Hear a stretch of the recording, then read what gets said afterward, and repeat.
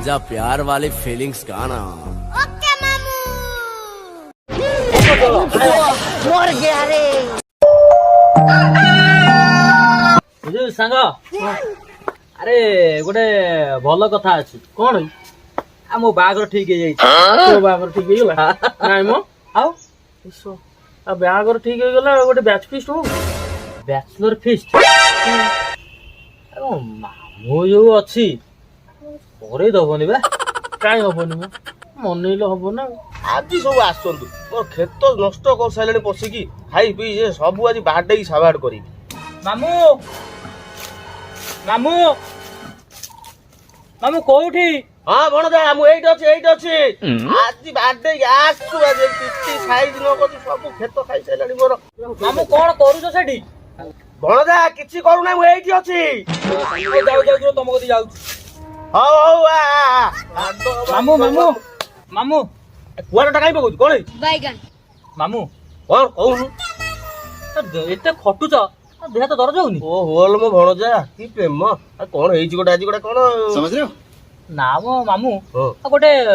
Bachelor ଗୋଟେ feast ଗୋଟେ କରିବୁ ମୋ ସାଙ୍ଗ ହେରିକା ଆମେ। ସବୁ ପ୍ରକାର ତ ଫିଷ୍ଟ ଆମେ ଜାଣିଛୁ ବାହାଘର ଫିଷ୍ଟ ଇଏ ମଲାଘର ଫିଷ୍ଟ ସୁଧଘର ଫିଷ୍ଟ ସବୁ ଫିଷ୍ଟ ଆଉ ବ୍ୟାଚେଲର ଫିଷ୍ଟ କି ସେଟା କଣ ଆଉ ସେଟା ଗୋଟେ ବାହାଘର ପୂର୍ବରୁ ଗୋଟେ ହୁଏ ସେଟା ଆଉ ବାହାଘର ମାନେ ମିଶିକି କରନ୍ତି ସେଇଥିପାଇଁ ତୁ ତ ବାହାଘର କରୁନଥିଲି ଆଉ ସେ ବାତେରା ଛତରା ଯେତିକି ସବୁ ବାତେରା ସବୁ ବଜାର ଟୋକା ସବୁ ସାଙ୍ଗରେ ମିଶିକି ସେଇମାନେ ତ ସବୁ ମୁଣ୍ଡରେ ପୁରେଇ ଆଉ ଦଉଛନ୍ତି। ମାମୁଁ କରିବୁ ଗୋଟେ କରିବୁ କରିବା ଖାଲି କେତେ ପଇସା ଖର୍ଚ୍ଚ ହବ ଆଉ ମୁଁ ମୋ ଜାଣିନି। ବାହାଘର ଅଛି ତାକୁ ହଉ ହବ ଆଉ ହଉ ହଉ ତାହେଲେ ଯା ସେ ଯୋଉ ଆମର ଯୋଉ ଆନିଆ ନନା ହଁ ତାର ବଡ ଓଳମ ହଁ ହଁ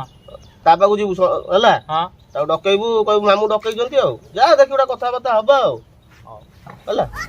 ଯା ଯା ଯା ବେଶୀ ଗେଲା କଥା ନନା ଓ ନନା ନନା ଆରେ ମୁଁ ଏଇଠି ଅଛି କୋଉଠି ରେ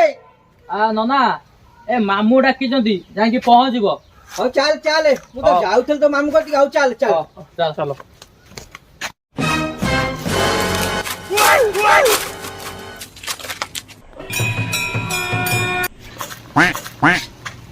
ଯେ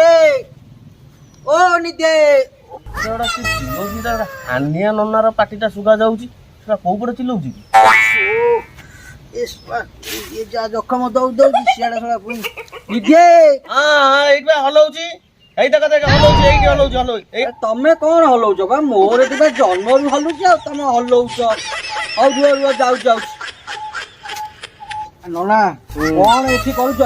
କଣ ଭଣଜା ହାତେ ଡକେଇଲ ଏଠି ଆସି କଣ ବଇଛ ମୁଁ ଜାଣିପାରୁନି ବଣଜାଟା ଯୋଉ ବାତେରା ଛତରିଖିଆ ବଣଜାଟା ଯୋଉ ମୋ ପାଖରେ ରହିଛି ତାର ବାହାଘରଟା ଠିକ ହେଇଯାଇଛି ଆଉ ସିଏ କହୁଛି କଣ ଗୋଟେ ବ୍ୟାଚଲର ଫିଷ୍ଟ ଗୋଟେ କଣ ତା ସାଙ୍ଗମାନେ ତାକୁ କହିଛନ୍ତି ଦବାକୁ ମୁଁ ତ ଆଜିକାଲି ତ ଜାଣିନି ବଡ ଆକାର ଦବା ବାହାଘର ସରିଲେ ହେଲା ପରେ ରିସେପସନ ଆଉ କଣ ଗୋଟେ ବ୍ୟାଚଲର ଫିଷ୍ଟ ହବ ତା ସାଙ୍ଗମାନେ ଆସିବେ ଗୋଟେ କଣଟା ବସିକି କଣ କରିବା ଟିକେ ରୋଷେଇ ଏଇଆ ଆଉ ଏଇ ଗୋଟେ କଥା ଭାଇନା ତମେ ତ ଆଗରୁ କହିଦେଇ ନଥାନ୍ତା ବଣଜାତ୍ରା କହିଦେଇଥାନ୍ତ ମୁଁ ଗୋଟେ 5 କିଲୋ ଜିନିଷଟା ଧରିକି ଏତେ ବାଟ ଚାଲି ଆଇଲିଣି ହଉ ଚାଲ ଟିକେ ଯିବା ବସିକି କଥାବାର୍ତ୍ତା ହବା କଣ ଛୁଆ ମାନେ ତ ଆଜିକାଲି କହୁଛନ୍ତି ଟିକେ ଧରୁନ ଆକୁ ନୁହଁ ମତେ ଟିକେ ଧର କାହିଁକି ବସୁଟାକୁ ସମ୍ଭାଳୁଛ କଣ କଟା ଫିଷ୍ଟ ଗୋଟେ ହବ ବେଶୀ ନାହିଁ ଭାତ ଚିକେନ ସାଲଡ ନା ନା ନା ଆଉ ମଟନ ମଟନ ମଟନ ଟା କଣ କରାଯିବ ଗୋଟେ ଚିକେନ ଟା ହଉ ଏଇଆ କର ଚିକେନ ଟା କରିଦବା ଆଉ କଣ ନା ମଟନ ମଟନ ପଇସା ତ ଚିକେନ ବାହାଘର ରିସେପସନ ଦବା ଆଉ କଣ ଅଛି ମାମୁଁ ହୁଁ ଚିକେନ ବା ହେଇଛି ବାଣ୍ଠୁ ବାହାଘର ପୁଡେଇ ଯାଇଛି ହଁ ଆଉ ତାହେଲେ ସେଟା କଣ ଚିଙ୍ଗୁଡି କରିବା ଓହୋ କଣ ଗୁଡି ମାଇଲଣି ତୁ ଚିଙ୍ଗୁଡି କଥା କହୁଛୁ ସେ ଗୁଡି ମାଇଲଣି କଣ ତମେ ଚିଙ୍ଗୁଡିଟେ ହବନି ଆଉ କେମିତି ହବ ମ ଆଉ ହଁ ହଉ ନାଇଁ ମ ସେ କଣ ବାଣ୍ଟ ପୁଡେଇ ଯାଇଛି କହୁଛୁ ପୁଣି ସେଟା କରିବୁ ମାମୁଁ ହଁ ଏତେ କଥା ନାହିଁ ଆଚ୍ଛା ପୁରା ବେଆରିନ ଆଉ କଚମ୍ବର ବିରିୟାନୀ କଚମ୍ବର ସେଇଟା କଣ ଆରେ କଣ ବିଆରିଂ ଜାଣିନ ସେ ଯୋଉ ଧଳା ଧଳା ଭାତ ମାଉଁସ ଭାରି ଆମ ଓଡିଆ ଖାଦ୍ୟ ହବ ଆରେ ହେମିତି ହେଲେ ମାମୁଁ ଗୋଟେ କାମ କର ହଁ ମାଗୁର ମାଛ କରିବା ମାମୁଁ ହଉ ମାଗୁର ମାଛ କରୁଛ କର ଠିକ ଅଛି କିନ୍ତୁ ତାର ଝୋଳଟା କରିବ ଆରେ ମାଛଟା ଆଉ ଝୋଳଟା ମର ଗୟା ରେ ବାଡି ଦେଲ ହଉ ମାରିଦେଲ କରୁଛ ଛୁଆ କଥା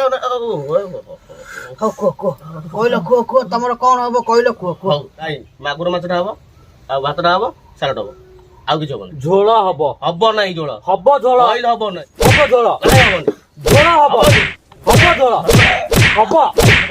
ହବ ହବ ଶୁଣ ମାଗୁର ମାଛ ଝୋଳ ନୁହଁ ବେ ମୋ ଝୋଳ ବାହାରିଲାଣି ଶୁଣ ମୋ ଝୋଳ ନେଇଯାଅ ପିଦିଅ କିଛି ହବନି ଭାଇ ଏ ମାମୁଁ ଗଣ୍ଡକ ଥିବା ପର୍ଯ୍ୟନ୍ତ କିଛି କରେଇଦବନି ମତେ ନନା ଉଠ ନନା ଉଠ ଠିକ ଅଛ ତ ଯୋଉ ମାଗୁର ମାଛ ମୁଣ୍ଡଟା ମୋ ପାଇଁ ଦବ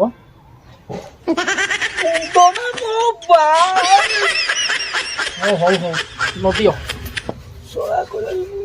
ସେଇଟା ଦଉନ